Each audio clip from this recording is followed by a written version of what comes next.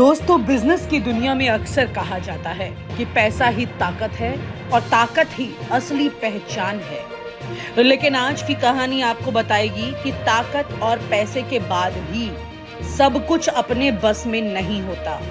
आज की कहानी उस हार की है जिसने देश के सबसे बड़े उद्योगपति की नींद उड़ा दी है। जी हाँ, ठीक सुना आपने। हम बात कर रहे हैं गौतम अडानी की। वही अडानी जिनके बारे में कहा जाता है कि अगर वो किसी प्रोजेक्ट को लेना चाहें तो चाहे जितनी बड़ी कंपनी सामने हो, हार मानकर अपना रास्ता छोड़ देती है। वही अडानी जिनके पीछे प्रधानमंत्री नरेंद्र मोदी की छाया हमेशा देखी गई। लेकिन इस बार हालात बदल गए। मामला था नोएडा के जेपी ग्रुप प्रोजेक्ट का, जो सालों से अधर में लटका हुआ था। हजारों फ्लैट्स, विला, स्पोर्ट्स सिटी और अरबों की जमीन दांव पर थी। हर कोई जानता था कि इस बोली में अडानी का जीतना लगभग तय है। यहाँ तक कि बोली के एक दिन पहले ये माना जा रहा था कि प्रोजेक्ट अडानी को चला ही गया समझो। लेकिन खेल वही पलट गया और ये किसी ने भी सोचा नहीं था। जेपी ग्रुप, जिसे एक समय रियल एस्टेट और इंफ्रास्ट्रक्चर का सम्राट माना जाता था, धीरे धीरे कर्ज और विवादों में डूब गया। नोएडा और ग्रेटर नोएडा में इसके प्रोजेक्ट्स अधूरे रह गए, जिससे लाखों परिवार खूब ज्यादा प्रभावित हुए। फ्लैट बायर्स अदालतों के चक्कर काटते रहे और सरकार पर दबाव डालते रहे कि इन प्रोजेक्ट्स को कोई बड़ी कंपनी संभाल ले।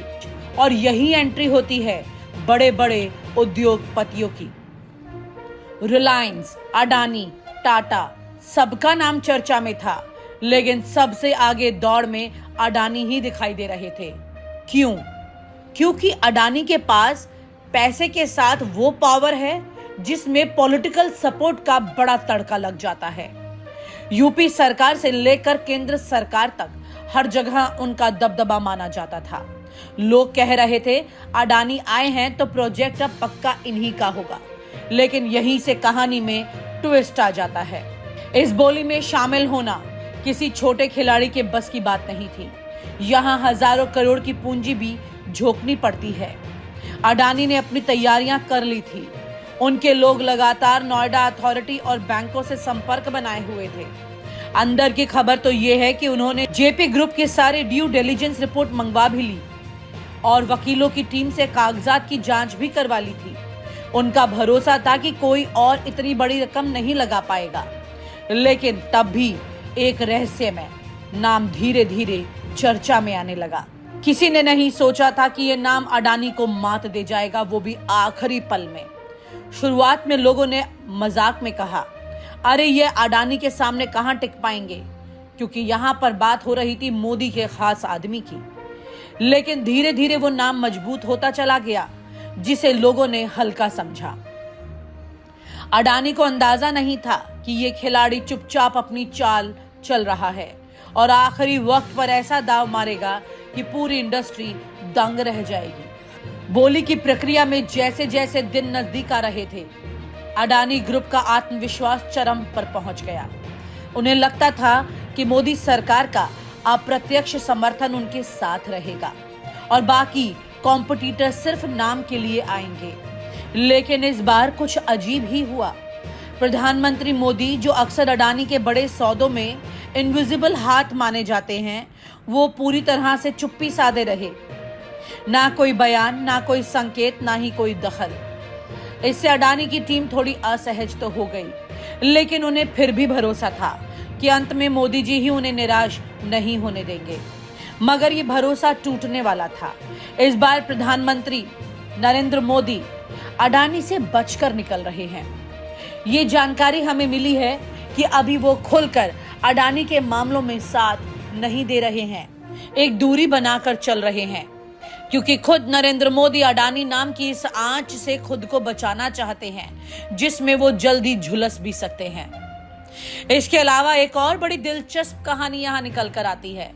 अगर दोस्तों आप ध्यान दें तो पिछले कुछ वक्त में उत्तर प्रदेश में अडानी के नाक के नीचे से दो बड़े प्रोजेक्ट निकल गए। एक तो जेपी ग्रुप का ये प्रोजेक्ट जिसकी चर्चा हम आपसे आज कर रहे हैं। इसके अलावा एक और प्रोजेक्ट जिसमें अडानी ग्रुप को अच्छी खासी बड़ी जगह दी गई थी, जिसमें जंगल काटने की बात की गई थी, लेकिन वो जगह पर भी फुल स्टॉप लग गया। आप अगर गूगल करेंगे तो आपको उसकी पूरी जानकारी मिल जाएगी कि किस तरह से अडानी की नाक के नीचे से वो जमीन का प्रोजेक्ट भी निकल गया। जिस तरह से अडानी कीनिया में एंट्री नहीं कर पा रहा, कुछ इसी तरह की तस्वीर उत्तर प्रदेश में भी अब देखने को मिल रही है। बस बात ये समझ लीजिए कि ये विजिबल नहीं है, लोगों के द्वारा विरोध नहीं है, लेकिन अंदर ही अंदर कोई एक बड़ा खिलाड़ी बैठा है यूपी में, जो अडानी को यूपी में बड़ा वर्चस्व पैदा नहीं करने देना चाहता, और उसका नाम है योगी आदित्यनाथ। योगी जी जो कि दिल्ली में एंट्री चाहते हैं, वो दिल्ली वालों को लंबे हाथ नहीं देना चाहते। ये तस्वीर भी यहाँ साफ दिखाई देती है। खैर, अब आते हैं वापस जेपी ग्रुप पर, जिसमें सबसे रोमांचक पल तब आता है जब आखिरी बोली के दिन एक नाम ऐसा सामने आ गया जिसने पूरे हॉल को हिलाकर रख दिया, और वो थे अनिल अग्रवाल, वेदांता ग्रुप के मालिक। वही अनिल अग्रवाल जिनका जन्म पटना बिहार में हुआ, जिनका शुरुआती जीवन बेहद संघर्षपूर्ण रहा, जो महज 19 साल की उम्र में अपने पिता की छोटी सी एल्यूमिनियम वायर बनाने की फैक्ट्री से कारोबार शुरू करते हैं, और धीरे धीरे उन्हें इतना बड़ा साम्राज्य खड़ा कर लिया कि आज लंदन में बैठकर खनन, तेल और गैस धातुओं का बिजनेस चलाते हैं। किसी ने सोचा भी नहीं था कि बिहार का ये बेटा एक दिन गुजरात के अडानी को उसी के ही खेल में जबरदस्त मात दे देगा, लेकिन अनिल अग्रवाल ने जबरदस्त काम कर दिया। वेदांता ग्रुप ने इस बोली में 17,000 करोड़ से अधिक की पेशकश कर डाली। अडानी ने सोचा था कि कोई भी इतनी बड़ी रकम लगाने का साहस नहीं करेगा, लेकिन अनिल अग्रवाल ने न केवल साहस दिखाया, बल्कि अपने लंदन कनेक्शन, विदेशी फंडिंग और बैंकों के नेटवर्क से इतना बड़ा पैकेज तैयार कर दिया कि सब दंग रह गए। जेपी ग्रुप के कर्जदार बैंकों को भी वेदांता की पेशकश ज्यादा भरोसेमंद लगी, क्योंकि कंपनी पहले से ही मेटल और इंफ्रास्ट्रक्चर सेक्टर में अनुभवी है। अडानी की टीम सदमे में थी। उनके लोग ये सोच रहे थे कि ये क्या हो गया, ये कैसे हो गया, मोदी जी चुप क्यों हैं, और ये अनिल अग्रवाल इतने पैसे कहां से ले आए कि इन्होंने अडानी को हरा दिया। अरे पैसे तो फिर भी ले आए, इतना दम कहां से ले आए कि अडानी को हरा दिया। इस हार का असर केवल बिजनेस तक सीमित नहीं रहा, राजनीतिक गलियारों में भी चर्चाएं तेज होने लगी। लोग कहने लगे कि मोदी अडानी का रिश्ता पहले जैसा नहीं रहा। प्रधानमंत्री अब अडानी को हर सौदे में बचाने या आगे बढ़ाने के मूड में नहीं दिखाई देते हैं। इसके पीछे कई कारण बताए जा रहे हैं। विपक्ष का लगातार दबाव, अडानी पर लगे वित्तीय आरोप और जनता में बनी धारणा कि सरकार अडानी को खुली छूट देती है। मोदी अब इस छवि से बचना चाहते हैं, इसलिए उन्होंने इस बार अडानी को अपने दम पर लड़ने दिया, और नतीजा सामने है। बिहार का बेटा जीता और गुजरात का शेर हार गया। अगर जेपी ग्रुप की प्रॉपर्टी की बात करें तो इसका दायरा बहुत बड़ा है। केवल नोएडा और ग्रेटर नोएडा में ही लगभग 1000 एकड़ से ज्यादा जमीन और अधूरे प्रोजेक्ट्स पड़े हैं। इनमें हजारों फ्लैट्स, विला, कमर्शियल कॉम्प्लेक्स और स्पोर्ट्स सिटी जैसी महत्वाकांक्षी योजनाएं हैं। इसकी कुल वैल्यू अरबों में है और बोली रकम 17,000 करोड़ से भी ऊपर पहुंच गई। अब ये सब वेदांता ग्रुप के हाथों में चला गया है। अडानी को यह हार इसलिए और चुभ रही है क्योंकि ये प्रोजेक्ट दिल्ली एनसीआर में उनकी पोजीशन को बहुत मजबूत कर सकता था, लेकिन अब अनिल अग्रवाल ने बाजी मार ली। अनिल अग्रवाल की जीत सिर्फ एक प्रॉपर्टी डील की जीत नहीं है, ये उनके पूरे जीवन की कहानी का बड़ा सार है। एक ऐसा इंसान जो बिहार से निकलकर इंग्लैंड पहुंचा, जिसने धीरूभाई अंबानी से प्रेरणा ली, जिसने कभी कहा था मैं भूखा बच्चा था इसलिए मुझे भूख की कीमत का पता है। वही इंसान आज भारत के सबसे ताकतवर उद्योगपति को मात दे रहा है। ये जीत एक तरह से बैक टू रूट्स भी है, क्योंकि भले ही अनिल अग्रवाल लंदन में रहते हैं, लेकिन उनका दिल आज भी भारतीय है और उनकी जड़ें बिहार की मिट्टी में ही हैं। ये जीत उन लाखों युवाओं के लिए भी प्रेरणा है जो छोटे शहरों से बड़े सपने लेकर निकलते हैं। दोस्तों, अब बड़ा सवाल यही है, क्या ये सिर्फ वेदांता और अडानी की हार जीत की कहानी है या इसके पीछे एक राजनीतिक संकेत छुपा है?